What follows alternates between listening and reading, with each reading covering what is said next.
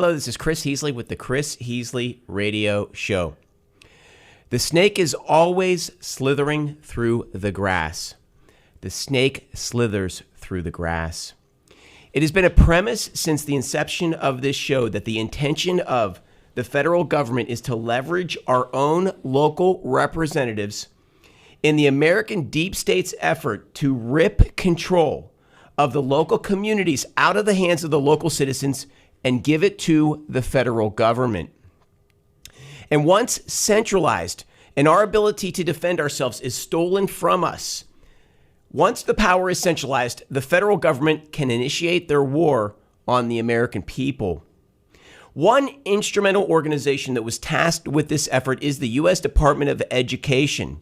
This centralized bureaucracy was tasked with the objective of attaining control over the minds of our children in our Texas cities and towns, including right here in Fort Bend County.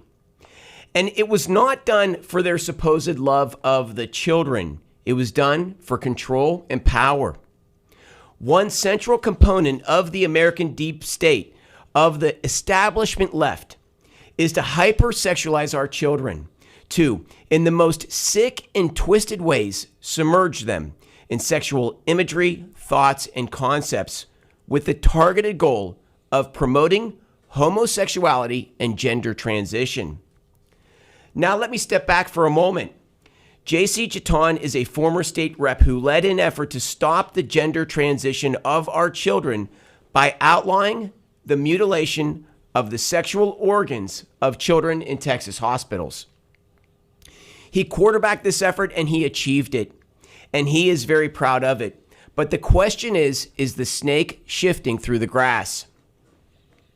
Tony Tinderholt is another Texas state rep who is calling nonsense on Chaton's efforts. You see, the hospital system is a huge donor to the Texas political class. They are a behemoth, and they are always looking for new revenue streams. And one of those revenue streams is the gender transition process. And they will work to maximize that revenue stream. It is nothing more than a business decision. Regardless of the damage done to our children, the goal is to maximize profits. The executives of the hospital industry want bigger vacation homes, more luxurious lifestyles, and they want to maximize profits.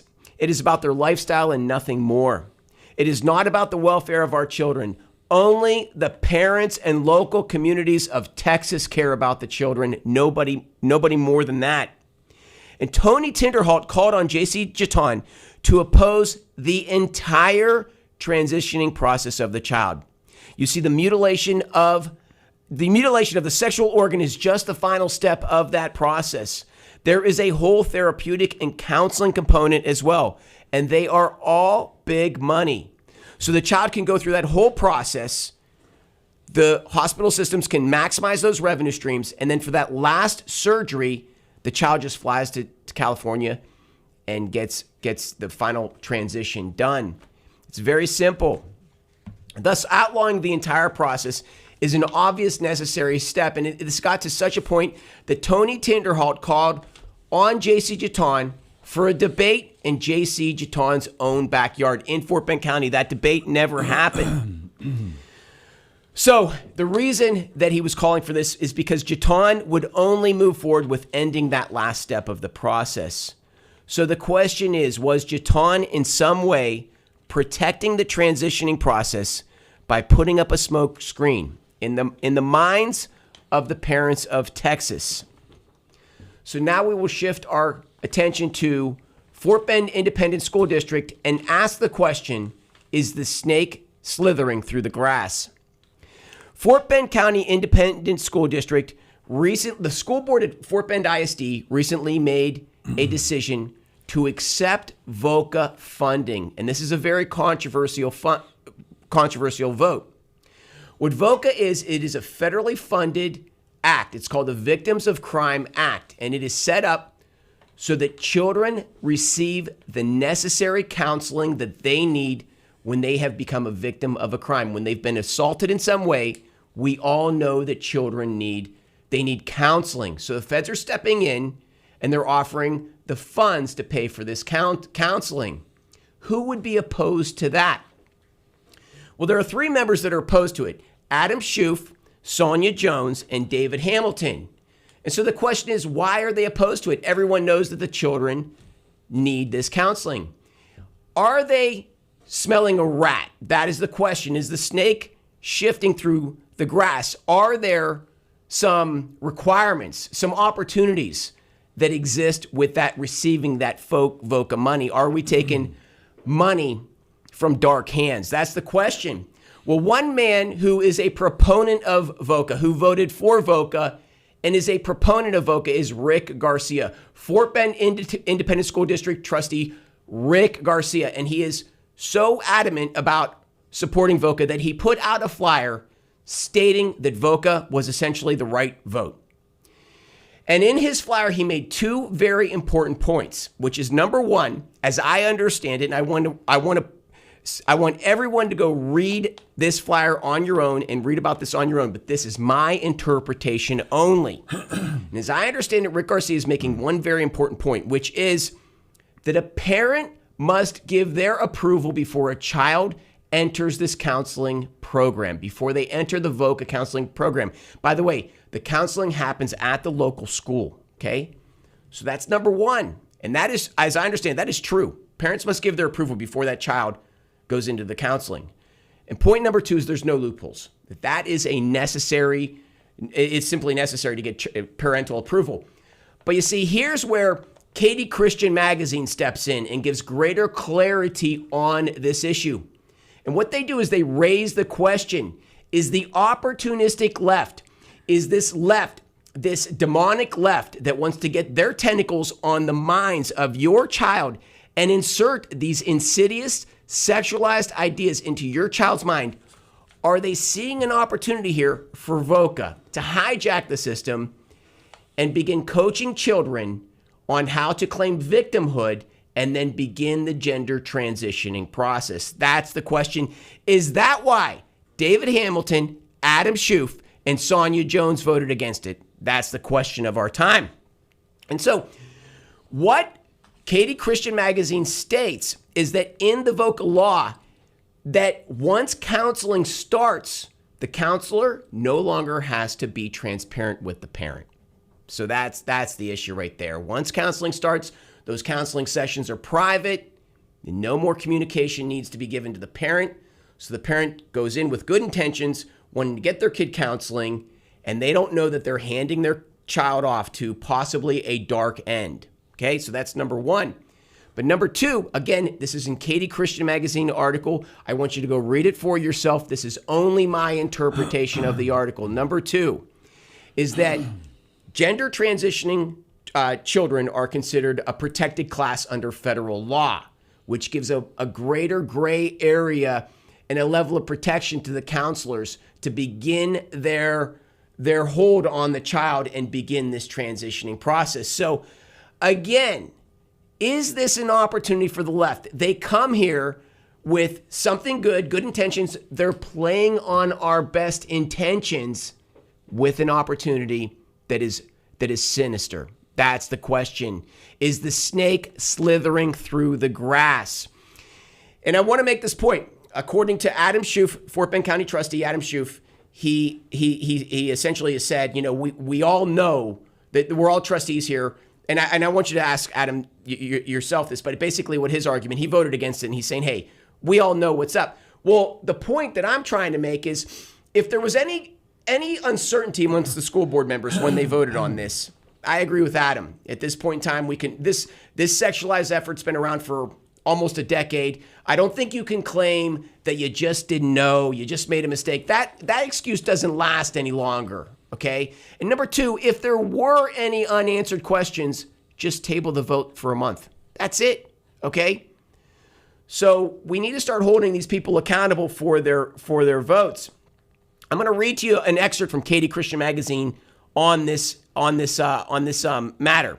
Quote, under federal law, gender identity is increasingly recognized as a protected class particularly under Title IX of the Educational Amendments of 1972, which prohibits discrimination on the basis of sex. This includes discrimination based on gender identity and sexual orientation. As such, students who identify as transgender or non-binary are entitled to protections against discrimination in schools, including in the context of accessing mental health services, regardless of the state-specific regulations that might exist. The article goes on to say, quote, while victimization should never be disregarded, there is a concern that in the absence of clear processes and transparency, the use of VOCA funds inadvertently blurs the lines between actual victimization and other situations.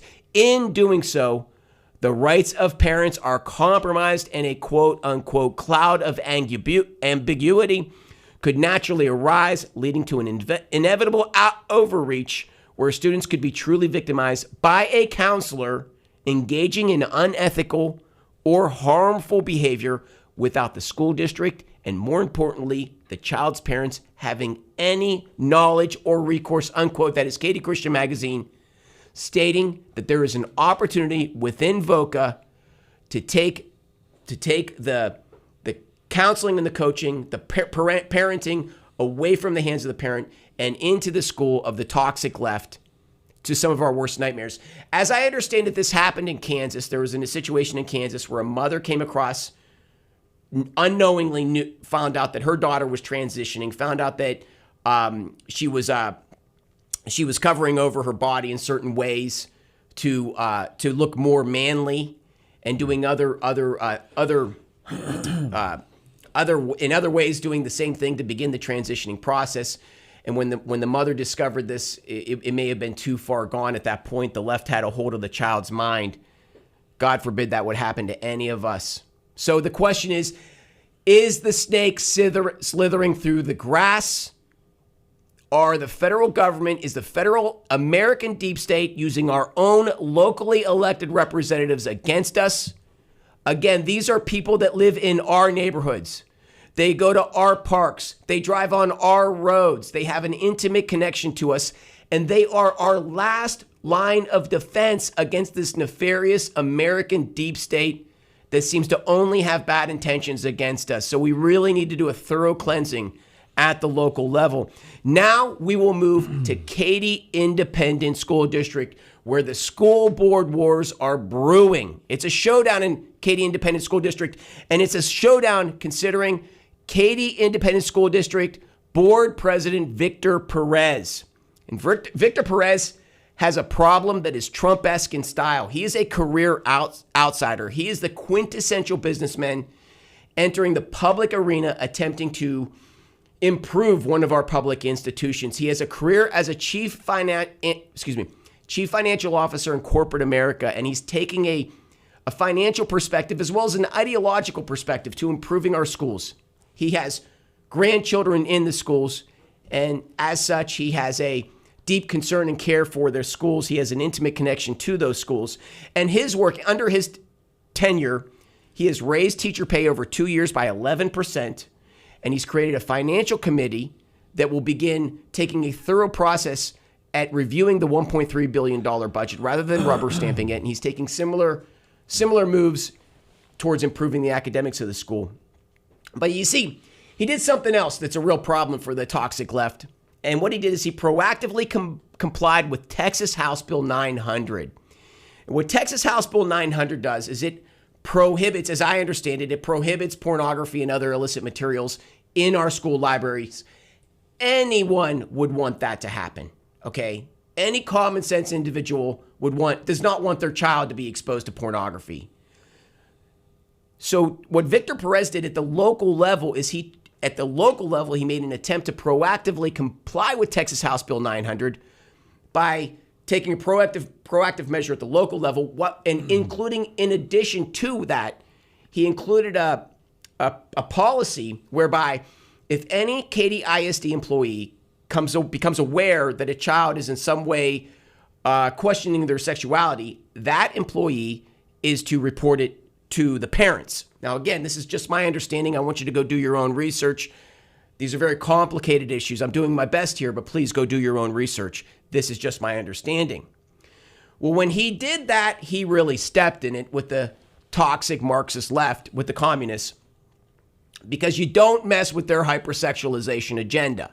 Again, that is the key component to getting control of the minds of the children, and they've been hugely successful at that. And so what it came to a vote, it passed, but there's two women that are, I would say that they promote themselves as conservatives that voted against it. And they are Rebecca Fox and Dawn Champagne, and they are stalwarts in KDISD. They are really, I would consider them foundational. They are very well known, very well supported women in KDISD, but and they're supposedly conservatives, but then they voted against this measure, as I understand it. Okay, and what they did is they both received an endorsement in one of their last campaigns by the political PAC Keep Katie, led by LGBTQ liberal activist Elise Markowitz, recently endorsed both Fox and Champagne. Okay, so there's always an opportunity. What we have right now with our Democrat Party is it's sort of like it's being hollowed out, but they still have a really good infrastructure and they need talent. And so for a lot of these center-right Republicans, I believe they're being approached by these career leftists and saying, hey, listen, just start sliding our way a little bit and we'll open you up with the whole Democrat Party machine for greater opportunities. I don't know if that's what happened here, but that's what it seems is happening with these people. We work hard to get these people elected, and then the next thing they're voting for this sexualized agenda. It makes no sense. So what happened is that Dawn Champagne voted against this measure, and her quote was, quote, children's lives could be at risk, and that is not a risk that I care to take too lightly, unquote. She goes on to say, quote, you are about a 1 in 2 chance that they're going to call someone whose home is abusive, unquote. That's Dawn Champagne, KDISD board member. And essentially what she's saying is that if a school employee reports to a parent that the child is questioning their sexuality, that the parents of Katie are just going to go hog wild on the child, possibly murder the children. I mean, can we get more absurd? Can we take a greater stance against the parent than that? Demonizing the parents in such a way? This absurdity nonsense has to end. Well, it's coming down to a head here because now Victor Perez is going into his campaign. He's up for re-election, and enter Rick Cross. Rick Cross is a career educator who I would say that he promotes himself as a Christian Republican, and he is going up against Victor Perez, and he has the support of both Dawn Champagne and Rebecca Fox. Okay, so to me, it looks like the whole community here is getting together, this little local cabal. But Rick Cross, he seems to keep his positions close to his chest. However, his work speaks loudly to a leftist agenda. He serves as the executive director at Southeast Texas Education Coalition. And this group associates with influential leftists in the state of Texas. But more importantly, he's supported by Indivisible Katie Houston. Indivisible Katie Huddle. And Indivisible Katie Huddle is a group that's aligned with Indivisible. Indivisible is a national organization that's received a multi-million-dollar investment by none other than the evil billionaire George Soros. And if you want to know George Soros' career, he has a career of profiting at the takedown of communities and civilizations. Okay, he's done it in Yugoslavia. He's done it with the Asian Tiger Nation crisis of the 1990s. He gutted the UK pensioners funds in the 1990s. He is not a good guy. He is not a guy that you want come to have an interest in your town, your community. If he's coming, you need to know he's got an agenda. Okay. Well, anyways, Indivisible Katie Huddle is associated with Indivisible. Indivisible is a George Soros funded organization. And just to show you how they're all aligned, Kim Ogg was our Harris County District Attorney, and she was impeccable in my opinion. I really liked Kim Ogg, but I liked her because she was able to sort of moderate over left and right. Okay, so she sort of had a support of all groups. She was very popular in Harris County, But see, she opposed a central tenet of the left, which is bail reform. And what bail reform is, this idea where we will take hardened criminals and put them back out on the streets in a minute. And as a result of that, these criminals can get away with anything because they go in, they get their hands slapped, they go back out in the streets, and they begin ravaging the streets again. Kim Og was defying George Soros. Okay, she originally received George Soros money, but then she came in, she defied his orders, and so they put opponent up against Kim Og in the primary. Sean Terre, Indivisible Katie Huddle supported and endorsed Sean Terre, and Kim Og, a lifelong Houstonian, a career prosecutor, is out in a minute. Okay, out in a minute. And it just goes to show that if you tangle with Soros, you're tangling with the big guns. So Victor Perez has his work cut out for him.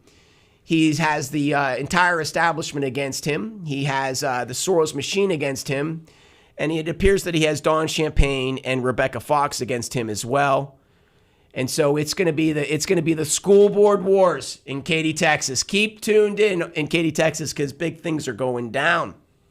And this is the Chris Heasley Show. And on this show, we will give you all the ideas, the content, the information that you need to take back your village, your borough, your township, your city, your school board, your county, our great Texas counties, and Texas, our great state of Texas. You could take back your local communities, but there's an obligation that comes with this show, and the obligation is on you. And the obligation is to get involved at the local level because everything happens at the local level. George Soros would not be investing in small town Texas if things didn't happen at the local level. So the question is it confronts you right now. Do you want to step and get involved locally and take on George Soros, take on that political machine, or do we give our counties, communities, townships up? The ball is in your court. With that being said, we have a great show today. On this show, we have two local candidates. We always stay local on this show. And today we have Rick Miller running for Sugar Land City Council. Rick, how are you doing today? I'm doing great. Great to be here. Thank you. Good. Thank you. Thank you for being with us today. Mm-hmm. And we have Angela Collins running for Fort Bend Independent School District Board. Yes. Good morning. Good to see you. Good to see you. Good to see you. Nice to meet you. Nice to meet you too, Angela. Mm-hmm. Well, it was quite an update that we have on local affairs. And again, I just really believe that there's an opportunity right now because I believe that, that the sort of like America First trend is it's hot. It's the hot topic. And I think the left understands this. They know this, and they have to recraft their message where they tuck their insidious communist ideas into an American flag and rebrand them and come up through the Republican Party. And that's what I see is happening right now. How do you see it? For me, I'm not super political, but I have learned a lot of things in the last few months. That is the general consensus anywhere that I go is it's kind of like they're slithering and getting in where they can fit in. And so, I think that's like the big thing right now. I mean, the Democrats have an obvious problem. At the county level, we're losing KP George. KP George was their quarterback for a decade. KP George was the MVP in all categories. When you would see election results, he was the pound-for-pound champ. He was number one in all categories, in all demographics. He was number one in success per dollar spent, right? He would spend the least amount of money and get the most amount of votes. And so he was their quarterback, and he would do anything for the left. He would fall on the sword for the left. He'd go out there, they'd say, hey, we need you to promote one sick agenda or another. He'd get right on national TV and do it. He had a really good career trajectory if things had gone forward. But now he's crashing, burning. And is that not one sort of sign of some of the challenges that are going through the Democrat Party today? Oh, I think so very much, and especially now that Trump has been reelected. I've known KP George for a while. I've been in the political arena for some time. Actually, I'm coming out of retirement to do the city council thing. Yeah. But if you go back to the 2018 election in Fort Bend County, that's when every Republican lost except for 3 of us. Yeah. John Zerwas up in the north part of Fort Bend County. I won my race in District 26, and we had a judge, constable, not a constable, maybe a constable in North Fort Bend County won. That was it, and that was the transition in Fort Bend County to going, you might say, blue, and that's when KP George got elected. Okay, real quick, before we go on with that question, just tell us a little about yourself. Introduce yourself this is your first time on the show. I should have done that at the beginning. I apologize. That's okay. I'm a what I would call a lifelong public servant. I graduated from the Naval Academy. I spent 30 years in the Navy. I was a naval aviator. Flown most of the Navy jet airplanes over that time, including the current F-18. And then got out of the Navy and got involved with, moved to Texas. Got involved with some public companies, one public company in particular, and then got involved in the political scene about 2003, 2004. So I have my own little business. I'm in the leadership business. I work with people, coaching and things like that. But in the early 2000s, I got involved politically. I ran for, became the county chairman, Republican Party chairman, and did that for 4 years. And then I ran for the State House in 2012 and did that for 8 years. So, and now I'm back running for Sugar Land City Council. So, okay. So you have some experience in this field then? I have a little experience. Yeah. A little bit. Yeah. Yes, I have a lot of experience. So, yeah. Angela, you want to introduce yourself? I am Angela Collins. I'm running for Fort Bend ISD School Board position, Board of Trustees position 3. I have been in Fort Bend forever. I went elementary through high school. Big advocate of the babies. I call them all my babies. I do a lot of work in special education. I am a parent advocate. Last year I had 13 children.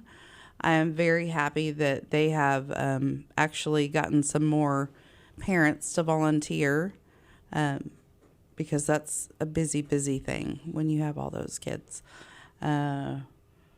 Campaigning has taken quite a bit of my free time, so I haven't really gotten to do a lot in the community and stuff like that lately, but very active in the community. As you know, Hurricane Barrel, I went in and cooked for like 200 people. Oh, wow. And great. Formed a charge to have all of these kids and parents lined up to go deliver food to a 3-story apartment complex for the seniors. So it's been really, I don't know. I just like to live life and help people. Good for you. Excellent. Good. You're a servant. That's yes. good. So Rick, you say that you've seen this. You've seen the county go from red to blue. I have. Right? And you've seen the county go from a I would say a traditional Texas town. And the way I see it is that the Democrats, and this is a new Democrat Party. This is a progressive, Marxist, toxic leftist group. They are lethal, in my opinion. Right. And I feel like when they got their hands on Fort Bend County and that big budget that Fort Bend County has, they were just kids in a candy store. And they were really working hard to shift this county to a permanent blue status because this is a pivotal county in the state of Texas. Right. And if we lose the state of Texas, the country, the world's gone, right? Correct. And so I really feel like they played an integral part in the left's global domination. But can you just tell me more about how you see it, like how you saw them win that first election, get a hold of the county government, and how you see what that whole event? Well, my time, when I first started, let's say when I became a precinct chair and then county chairman. We didn't, as a Republican Party, we weren't concerned about losing any races. We weren't, because we had, and that might translate into my first election for a state rep. I won that race over my Democrat opponent 70-30. Okay. My fourth election, I won 53-47. And so during that time, and we as Republicans, I don't think were paying attention to the demographic changes that were occurring in Fort Bend County. I mean, Fort Bend County grew tremendously during that time. City of Sugar Land grew tremendously during that time. And so we weren't paying attention to what was going on. And so anyway, that was a big change. I mean, and my district didn't change, just the people in the district changed. And so that's what happened. I mean, you're caught off guard. How can you not be caught off guard? The county's been small town country for 100+ years. Right. And it grows a demographic change in less than 2 decades. That's seismic. Right. It was probably in 6 to 8 years is when it really happened. And so, I mean, it's one thing to, it's a Fort Bend County is a fairly wealthy county, but it's a great place to live. Sugar Land's a great place I think, to live, and that's why I'm running, is to keep it that way and make it even better. And so that was attracting people to move in, and so, I mean, we weren't doing our job as Republicans, and especially the Republican Party. When I left county chairman, we had lots of money in the bank. Things were great, right? Like I said, it was probably a 70% Republican vote every election. I mean, it was a given. And so that, over the next 6 to 8 years, is when that change occurred to 2018. And that's when people, oh my gosh, Bob Hebert lost as county judge. James Patterson lost as a county commissioner. I mean, who would have thought James Patterson would have lost, right? He was my principal. Right. And so, and everybody's saying, oh my gosh, what has happened here, right? And so we just weren't, I don't think we were paying attention, and we're assuming some things that we just weren't aware of what was happening. Yeah, I mean, again, you got caught off guard and all that stuff, but at the same time, the Democrats, they purport themselves to be the defender of the small guy, the defender of the minority, right, all of this stuff, and then at the same time, they instigate racial division to further emphasize that position, all stuff that's constructed, construed, right, and not natural, and it just inflames racial tensions and promotes them as the solution. It's all a false premise, and I think that's what this county was subjected to. It was, and then when I went in the legislature, I mean, I clearly saw those kind of things, the kind of comments you made about the racial issues. I mean, a number of times that we as Republicans in the Texas House were called racist or whatever on the House floor, which was ridiculous. But that kind of language was being used, especially in some of the more conservative legislation we were trying to get passed. But what's interesting is it's come full circle now. Frauds, yes, it has. Frauds always get undone. The only thing that's permanent is the truth. And they were nothing more than political opportunists. When you have right, KP George, where he is posing as local community members right, that are white, and he's making inflammatory comments towards minorities, it cannot be more grotesque than that. It cannot just expose their intentions. And I don't believe that he was the only one doing it. I think, and I know that they busted another guy as chief of staff, but I think that tactic in one way or another was being used throughout the county. But my point being, doesn't that bring it all to a head at this point where, yeah, you guys got caught off guard, but the county's sort of coming full circle at this point? I think it is coming back, and I don't give KP George that much credit at that time when that happened, because he was a nobody. I mean, he really wasn't, right? He was a name on a ballot. It's like the gal who won the Harris County judge. She was just a name on a ballot when that happened. Yeah, they're not particularly talented. No, and then numbers matter, and so with the elections matter, and so he got elected, and then the Democrats took over the county with having 3 of the 5 seats, right? With James Patterson gone, the county judge gone, and then one other district was or precinct was zoned to be a Democrat, and so. Anyway, I mean, but I think it is coming. We've seen good changes in the last election. I think we had some Republicans get elected, Republican judges, which is very important.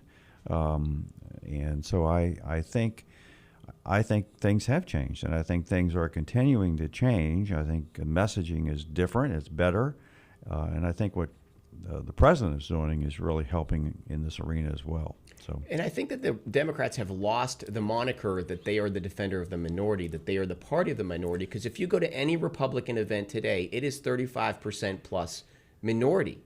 We had a large dinner last night, the Lincoln Reagan dinner, and it was, I want to say, 40% minority, comfortably. So how can the Democrats continue to purport that they are this bold defender of the little guy when they've lost the minority vote? They can't, and Trump is proving that.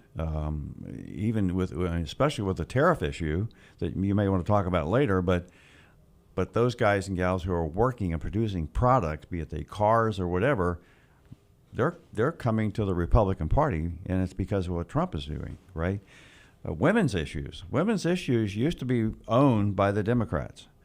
I mean, now they're supporting these men in competing against women. I mean, it's crazy. It's absolutely crazy. And so, but that's changing, and now that's a Republican issue. Republicans are defending women, which is great, and we should be. We should have been doing that all along. Well, getting to that issue, I mean, we talked about VOCA, the Victims of Crime Act, and again, I feel like it's the snake shifting through the grass. Yeah. Again, VOCA. Federal funding coming? Are there strings attached? I think that there are. Mm-hmm. And of course, children need necessary counseling. So if you vote against it, you're the bad guy. Yet 3 people vote against it. 3 people that have a good reputation in the county. Yeah. And so, Adam Schoof, Sonia Jones, and David Hamilton vote against it. These are people that I typically agree with on matters. Why would they vote against it? Is it because they don't like the children? No, we know that's not true. And so obviously they smell a rat. And I believe that that's where the opportunistic left. They sit deep in the shadows, and they're waiting for this thing to kick in, and then they can begin the transitioning process.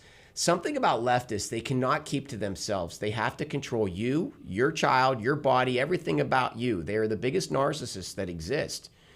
And when we have these school board members that we support and they're voting for this stuff, when we work our tails off to get them in, and then they go and vote, and we just have to ask, where are their alliances at? Are there, being opportunities being gifted, being, sort of suggested to them from the Democrat Party that's ailing right now? It needs candidates badly.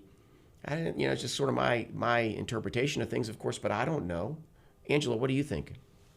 Well, one, I want to say, with children wanting to change gender, I feel like that would be a very private thing between a mom and a dad and a child, or whomever, their person. That would be between them. But having counseling services come in to the school and unbeknownst to the parents, aid them in doing this, it's wrong. So I actually got some information from a concerned parent in Fort Bend who is in the medical field, that she reached out to the district to see what's the deal. She saw the articles. She reached out. One, Fort Bend has no oversight, and they do not regulate the operations of VOCA agencies. The only time, and let me read this, the district only intervenes if the district receives a report about child being harmed due to the treatment of the agency. So they don't get involved until that happens. They're using non-licensed providers. So these children usually have already suffered trauma. Major trauma. Sure. Sometimes. Sure. Like a lot of the kids I deal with in my advocacy have dealt with more trauma than grown adults. So they're already vulnerable. Are you talking about foster kids? Mm-hmm. Yeah, for sure. I know a lot about that. Yeah. They offer virtual care, which is not ideal for somebody that has extreme trauma. And they have to be in a private area. Why is it that we're always doing more research on this than the school board is? Like, they're out there administering these decisions that become the foundations of our future, and here's us having to go do the homework. You know, I mean, well, again, it's just... Yeah. And there's limited provider options. So I have a friend, and her husband passed away. They have an adopted child.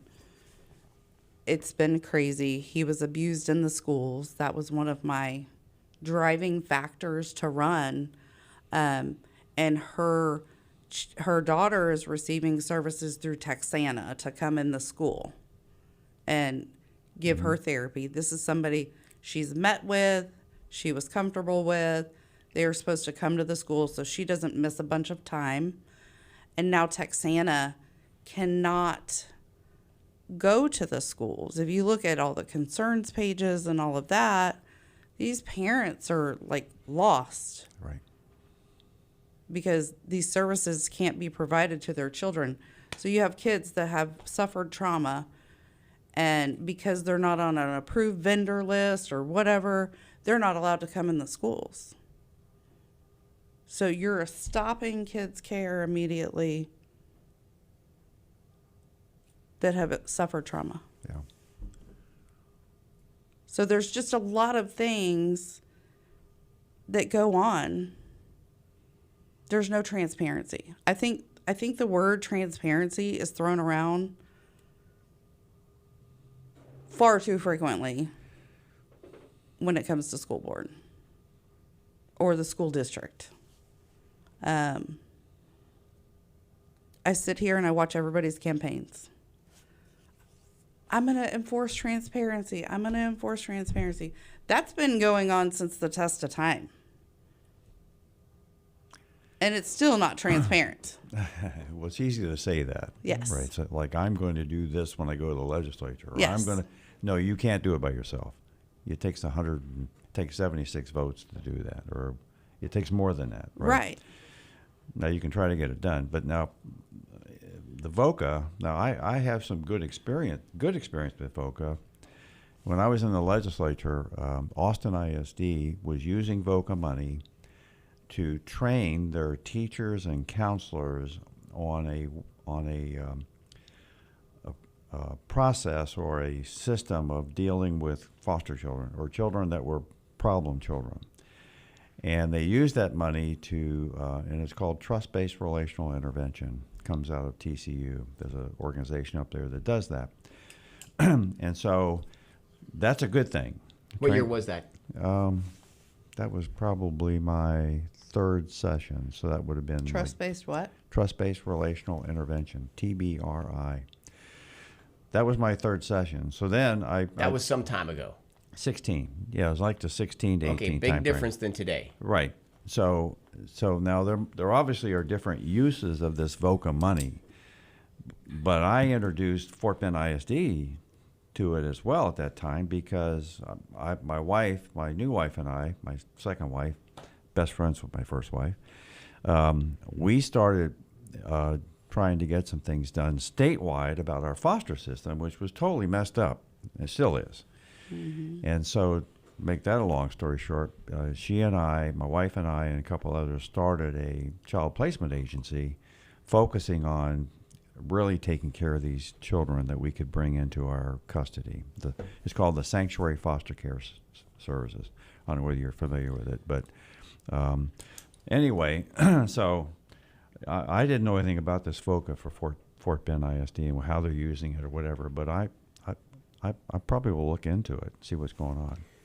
Well, I mean, like, you know, again, they were sort of getting their tentacles in place before they were showing their cards, right? So they're putting VOCA out over a decade ago, getting all that funding mechanism in place, getting us all promoting jacked up, hooked it on as a positive. Then they start streaming out the bad ideas. Which the intentions were probably really great when it originally came out.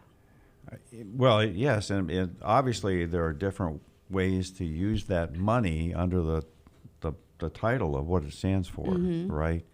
And the way Austin ISD was using it was really superb. I remember hearing their testimony and coming and asking questions. Then I got really involved with Austin ISD, and I introduced it to Fort Bend and to Lamar. Hey, this is something you need to take a look at, especially having your teachers and your counselors understand where these foster kids are coming from. They're kids from hard places, and they're severely traumatized. And many of these kids are moved 20, 30 times while they're in foster care. Most people don't understand that. And so when we started the sanctuary, we weren't going to move any kids. And in 5 years, we've moved one kid, right? And we have like 95 in our care right now in foster homes. And so, but that's the real issue, and you're familiar with it, Angela. So that's really good intention, but that's how this VOCA was being used. The VOCA money that Austin ISD got. No, I didn't know about that. Well, I think Fort Bend took the funding thinking maybe it was a great idea, but then they found, like, they were told, like, this is a problem. You know, when they went to vote on it, they were told this is a problem, and it still was voted yes. And now I get information they are not overseeing it. Right. That's where my problem. Let me tell you, somebody comes in and tries to manipulate in any form or fashion any child I know, I would be in a really ugly place. Good. Like, I would fight back. Like, not gonna happen. Yeah. And I am the mother of all mothers in my neighborhood. I protect all the children. Right. So. But okay, but see, I mean, I'm going to maybe disagree on one small point. I don't believe it. At the local level, yes, in the incident you're explaining, good intentioned people in Austin, Texas. But at the federal level, they were setting the foundations, just like setting the foundations for any large infrastructure project. Lay out the foundations, layer it with good intentions, and then we'll switch it once everything's in. I believe it is evil brilliance, evil planning from 3 decades ago beyond. And what I think it exposes is why the obvious sort of like hypocrisy in our conversation, which is, why do we accept the notion that we have to send our funds to a far off land and then get them back? Right? So President Trump right now is in the process of essentially shutting down the U.S. Department of Education. I think it's a long time coming. I see the minute that organization was created, they had an obvious interest in subverting the interests of the local community for political gain. And it just took them a long time to get there to where they could start pushing aside the local guy and taking over the full agenda. And I think this VOCA is one more element of that. But what I'm trying to say is now we're at this new passage in time where President Trump is actually doing it. He's actually shutting down the U.S. Department of Education. For me, it is, celebration. Pop the champagne bottles. Let's celebrate. Because I disagree with the idea that we should send our monies to a far off land and for it to come back to us, and then we have to jump through hoops to get it. Oh, I agree, and I think what he's doing with the Department of Education is right. I mean, I agree with that. Okay, it should be a state issue. There are a lot of things the federal government gets involved in that they have no business getting involved in. The government was put together to do 2 things, right? Protect us and build roads and bridges. That's it. And look what the federal government's involved with now. And so I see good things happening in Washington, or trying to happen with the Trump administration. And thank God we've got the House and the Senate up there. and what they can get all those boys and girls on the same page, good things can happen from that. And so that's where we are right now, and I really like what's happening with the DOE. So, well, I'm hoping, and I think they have measures in place, but a lot of the funding. So the districts don't get a lot of funding from federal. However, one of the big things is special education. So I want to make sure that is, I want that to be very clear of what's going to happen with that when they shut it down. That's right. There's a lot that college, all your grants and loans and all of that, they come from federal. So as long as they have that in place, I'm okay with them doing whatever they need to do. I mean, I think there's a lot that needs to happen in Texas in our education system, from curriculums to paying our teachers more. And I heard good things out of the governor last night, but he doesn't vote. He only signs the bill when it improves it or not, or vetoes it, right? So I hear good things, okay, but I want to see good things. I want the results to be there. Actions speak louder than words. And of all of our school districts, and how many are there? 1,400 or something like that. There's a lot. I mean, the governor mentioned some things last night that I wasn't aware of. With these school districts are off doing their own thing, that are not in alignment with legislation that's been approved or been passed. And how can that happen, right? It can't. So we have a lot to do here in Texas to get it right, and especially in Fort Bend County. So. Well, and he brought this up also. The governor did? Yes. What did he say? I don't know verbatim, but he knows that he didn't say VOCA specifically, but he knows that there's concerns with the transitioning without parent consent and all of that. So he is very aware of that issue as well. Yeah. I didn't know. Well, there's a good focus on it now, which is really great, and money, and I personally like the education savings account. I like that personally. Give the parents the choice to put their kids in the school or do what educate their kids the way they let them take control over that. It's a very hot topic. Oh, yeah, it is. So, I mean, that's my personal view. I agree with that. And I've told a lot of people that if I had kids growing up school age today, I'm not sure I'd put them in public school. Well, I mean, I think things need to improve. Yeah. And I think that a lot of it has to do with the fact that power was wrestled away from the local communities and given to a federal bureaucracy. That's right. And when you have people that have no intimate connection to the local community, to the children, they have no vested interest in it. And so why would we extend our decision-making authority to people that live on the other side of this continent? It makes no sense at all. And so I think that we need to accept the idea that the only people that really care about the children are the local community and no one else. And we should have full domain over making decisions in this area. And I think if we did that, because I don't think that's a hot topic. I don't think bringing control back to the local communities is a hot topic. And if we did it, I think our schools would improve considerably. Well, and I totally agree. You made a statement earlier, and when I first got elected to the legislature, I was telling my constituents, I said, hey, look, I'm a state guy, right? I make policy for the state, and I try to do good things for my community as well. But the most important elections are the local elections. Yeah, right. Okay, the school board, the city, even the county. Those are the most important because you're the closest to the people, and you. That's right.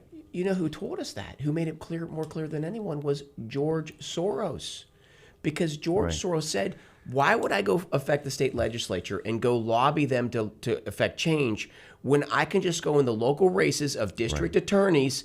Fund their races, get them to report to me, and then I tell them which laws to administer and which ones not to administer. And I think he made that point extremely well, and he has dropped so much cash into local races. Right. I mean, the fact that he was able to unseat Kim Ogg is a testament to his ability to have an effect. Where does he live now? Some far-off place in Europe, and he's affecting local elections in the Katy Independent School District and places like that. Right. That's a man with some reach. But see, that's where we've got to get that. Maybe not back, but that's where we got. How many people vote in the election coming up? How many? Not many. 6 to 8% of the registered Yeah. voters will vote. In District 4 that I'm running for the council, maybe 3,000 people will vote in that race, right? And same thing in the school board. People don't care. Why don't people care? That's the problem. That's the issue. Well, it's funny because they'll say, "Oh, I don't, my kids are grown. I'm not involved in school politics." Da, da, da, da. But you're concerned when your taxes get raised for those That's schools right. You pay taxes, right?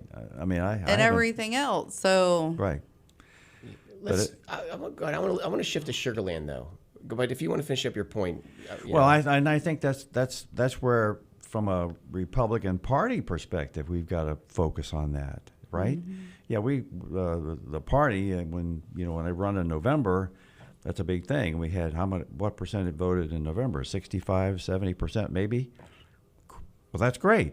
Okay. it's a lot more than normal, though. That's a lot more than normal this last time because of the significance of the election, which is great. But whatever we can do to generate that knowledge and information about what's happening in Fort Bend ISD or what's happening with the city of Sugar Land, what are the important issues? Budget, tax rate, redevelopment, all those kind of things are really important, and that's why I'm stepping up and running for the council, because I have the experience from my state experience, my military, and that kind of experience, but it's important to get the right people in the right places to make the right decisions for the right reasons. So what are the issues in Sugar Land? Like, tell me what made you run and what you see as the issues coming across your plate should you win. Well, the key issues that I think that I'm focused on, one is the budget process. I was on the Appropriations Committee in Austin for 6 years, so I'm very familiar with all that process. But we want to, in all the things that affect that budgeting, which will happen right after the election. That's when the budget process starts for City of Sugar Land. And then from that is the setting of the tax rate, because you got to have a certain amount of money coming in to pay for the budget and other things that the city's going to do. So those are two very important things.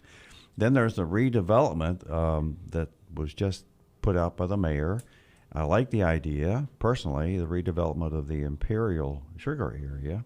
There's a lot of opportunity there, and how that's going to be done. But now the current council decided to buy that property. The city buy that property. Now that's a big issue, right? But that's been decided. It is controversial, that one. Yes, and so that's been decided. But you agree with it, though, it sounds like. I agree with it. I mean, we have to save that historic building, like. And it will be. Oh, I understand, but I'm just saying. I would be so sad if it went away. Yeah, right. I mean, like, it's like the only thing. No, that's the iconic place in Sugar Land, right? I mean, that's why Sugar Land got established. It's funny. I didn't know that building's completely empty. That they just stored sugar in it. It has no floors in it. That's where they did all the Char house. It looks like an office building. It does, but but it's not. And I went to a council meeting recently where James Patterson was there, and he came and said, "Hey, look, this is my this is what I think you should do with this is build a replica of it, the same thing, because then you can do things inside of it. The current building is not structurally very sound, right? And so anyway, it's going to be preserved. It has to. It's historic. But what happens around that, and it's not a new idea, it's been around for 8 years, 10 years, maybe longer than that, to do something with that property and preserve it and make it something very special for Sugar Land, to attract businesses in, to attract people in. So that's a big issue. Infrastructure is a big issue. We have a lot of old infrastructure, drainage, going back to Harvey and what happened there. I live in Greatwood. I had water 2/3 of the way up my driveway on my sidewalk to my house because the systems couldn't pump enough, and we're so close to the Brazos River, it was right at the levee. The Brazos River was right at the levee on the backside of Sugar Land where I live. Okay, and so where's all that water going to go, right? Well, it's going to go in my house unless we fix that. And so, but Greatwood wasn't the only problem. So those are big issues that need to be dealt with, and in safety.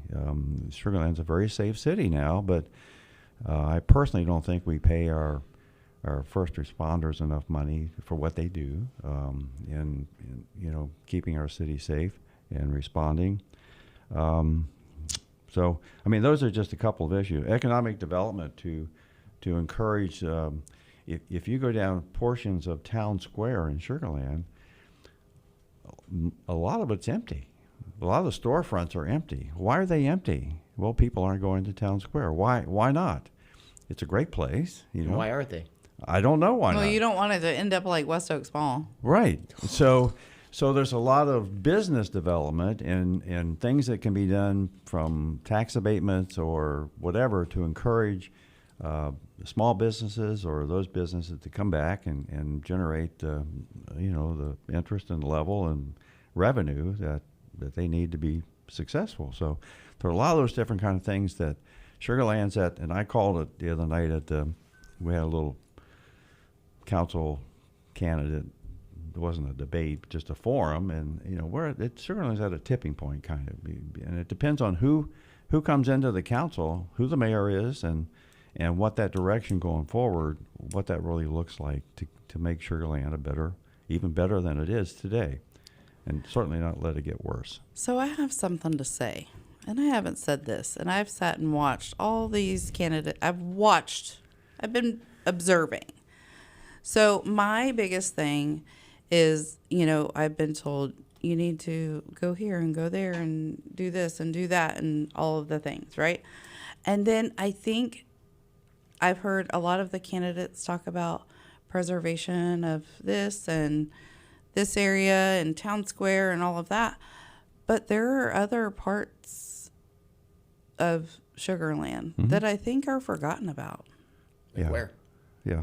Where? Like Town West. Uh-huh. Maybe. Just everything's really pretty right in the center of Sugar Land. And then like the outskirts, you get to the outskirts and it's kind of like, oh, okay. Well, I'm not totally aware of all that, but once. Well, no, you're just getting back in it. Once you get but in. People that are active, I've heard them say this. Right.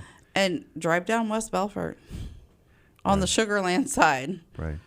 Well, and Sugar Land is pretty much built out. I mean, I think with the figures like 4% of possible areas to grow. And so what we have to do is redevelop and take care of those places that the original places. The whole city. On the last show, I did the opening monologue on something called Dallas Ford or something of that sort, where essentially what they did is they took single-family housing units that were zoned for single-family. You could only put one house on one lot. It was the quintessential suburban communities.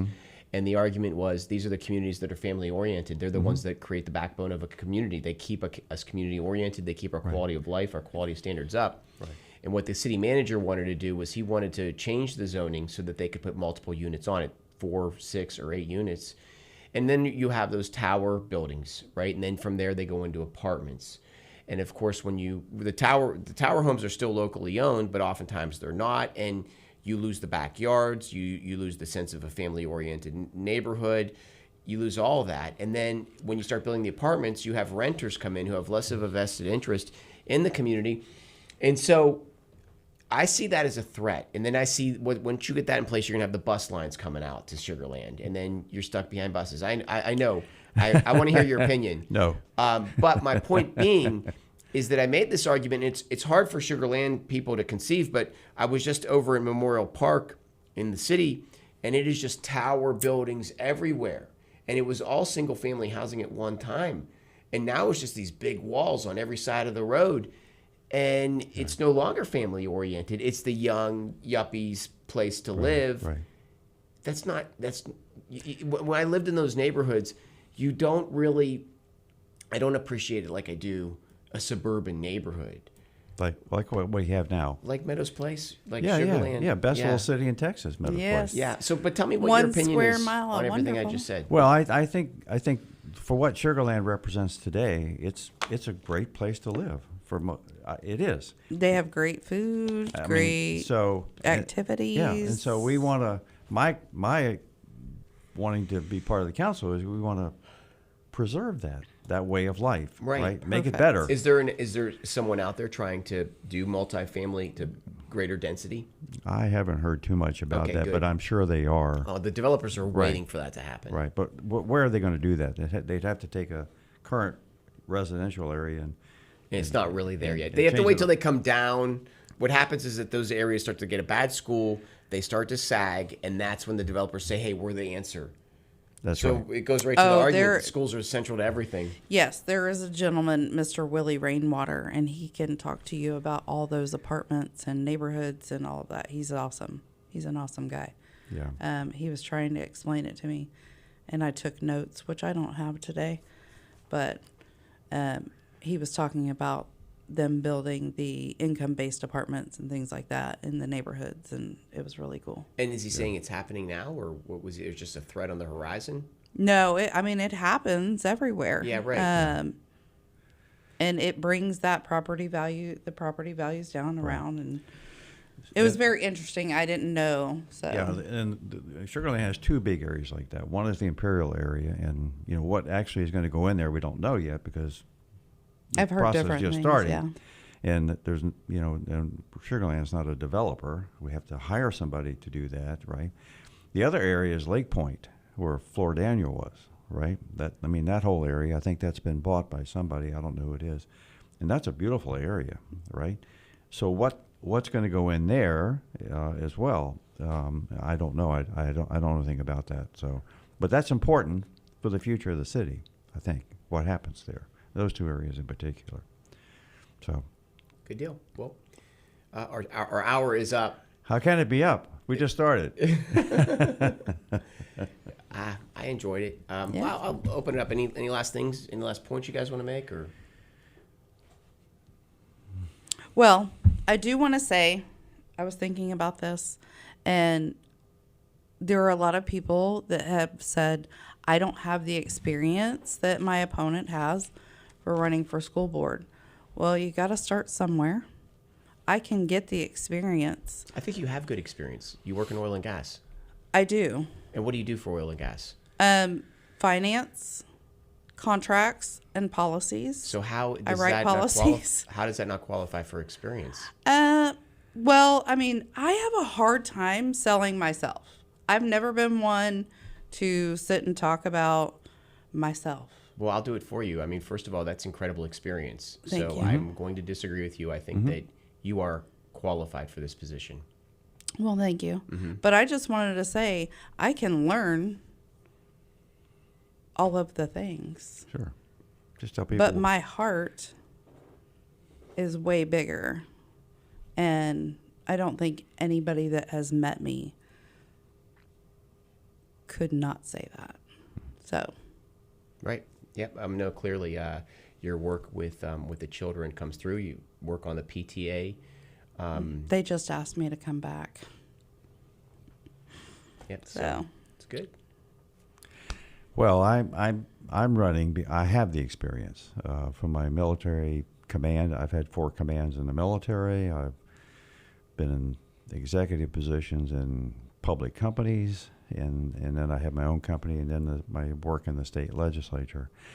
And so I'm coming from a position where right person, right job, right time, doing the right things for the right reasons. And that's where Sugar Land is now. And with so many positions opening up in the council, there'll be 4 new people on that council and a new mayor who is probably one of the current council members. 4 new people is the majority of the 7. And so having those 4 seats filled with people who have the right mindset, who want to do the right things, have some experience in executive type experience, will make a difference. And so y'all have an incredible race going. Like there are so many people. So yeah, yes, because I don't know how many at large. Number 1, probably 6 in there, maybe 6 or 7. My district is 4. District 2 has 5. At large 2 has 2. I think. Yeah. So lots of folks. There'll be runoff elections probably, so especially for mayor. I'm hoping to avoid that, and I have some name recognition. I represented my district in the legislature, so they should know. And I have a pretty simple name, right? Well, good deal. Well, thank you both for spending the hour with us. Thank you. And good luck with your races. Thank you very much, Chris. Appreciate you asking me. Yep. Yeah, Yeah. it was fun. Good. Well, this is Chris Heasley with the Chris Heasley Radio Show.